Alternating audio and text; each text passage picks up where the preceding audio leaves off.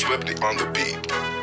Ang sipag magtututulog, kaya pita ka puyat. Imbis magbanat ng buto, nagunat ng butong may kasamang ikab. Ganong katamad, sabay-abasa ka magaling, magabang na malalaglag. At nagtataka ka pa kapag sabay sa mawala ka na nakakapkap. Clap, clap, clap, ang hilig mo sa teka muna. Kaya imbis sa lapian nakuha mo muta. Punto ko sana makuha, na baka sa kakahiga mo ay diyan ka makuba. Anong mission mo sa lupa? Magpatigas ng batuta, paramihin ang populasyon. Ganyan ba talaga pag walang ambisyong mataas di nalulula? Buti pa tupa, napapastol, ego puro angas tol. Halata nagpapanggap, pagda sa labas ng door. Iba-ibang palabas, kaya madalas mag-mall.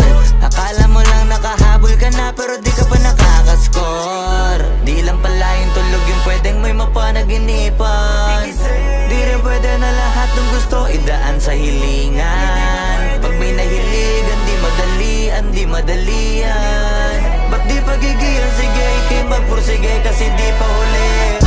Pero sa'yo yan nakadepende, di yun nakabase ka sa swerte. Di laging pa pwede na, yung pwede lang kung pwede nga. Isipin na walang bagay na hindi pwede. Siyempre, di araw-araw, 25 na Disyembre. Darating at darating ang peste, yan ang dapat mong pagandaan. Kasi buti pa yung leche, plano may plano kahit leche. Akala ko ayaw mo ng dilata, pero lagi ka nakahilata. Kala ko ayaw mo tumunganga, pero inuuna mo bunganga. Kala ko gusto mo ng biyaya, pero lagi ka nakatihaya. Sarili mo din ang dinadaya, kasi sa katamaran mo siya niyaya. Dapat kasi di ka pumapayag,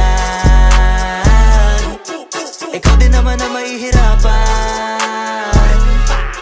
Tsaka ikaw din namang hihinayang sa masasayang. Hoy batugan, di ka pa mayaman, wala ka pang matabang wallet. Bakit di ka makabangon? Baka bakal na mukha mo tapos unan mo naman magnet. Pahiga-higa lang sa higaan, kala mabiyaya sa iyo ang kusang lalapit. Iba ka hanip, di nagpapanik. Sanay ka bang walang budget o sadyang wala ka lang target? Yung iba namang mga tamad ay meron din kakaibang mindset. Kaso lang hindi natin alam kung utak ba talaga nila ang ginagamit o gumagamit. Pag walang wala at pagkakailanganin sa patalim kumakapit. Pag walang arip, sige ang dali, sige ituloy mo pa pare hanggat hindi ka pa sumasabi. Sana malabanan mo sarili mo na sanay na puro kahingi. Alam mo naman siguro sa sarili mong hindi yan nakakabilib. Tapos siya pa yung galit sa'yo sa pilitan. Yun naman ang di ko maintindihan. Tipong imposible hindi mo din kainisan. Kahit pa ulit-ulit mo pasigihan, mali ka na kahit na isang beses mo lang hindian. Sa mga naririnig mo sana nakatuto ka para matuto ka ng sira ulo ka. Ang sakit mo nasa ulo kasi baka yung sakit mo nga ay nasa ulo na. Pag di ka kumilos ay hindi ka tutuka. Kapag hindi ka ngumuya ng ngumuya, mabubulunan ka naman. O di kaya bibig naman ay bubula kasi hindi to labanan ng patigasan ng mukha. Kaya matuto mahiya.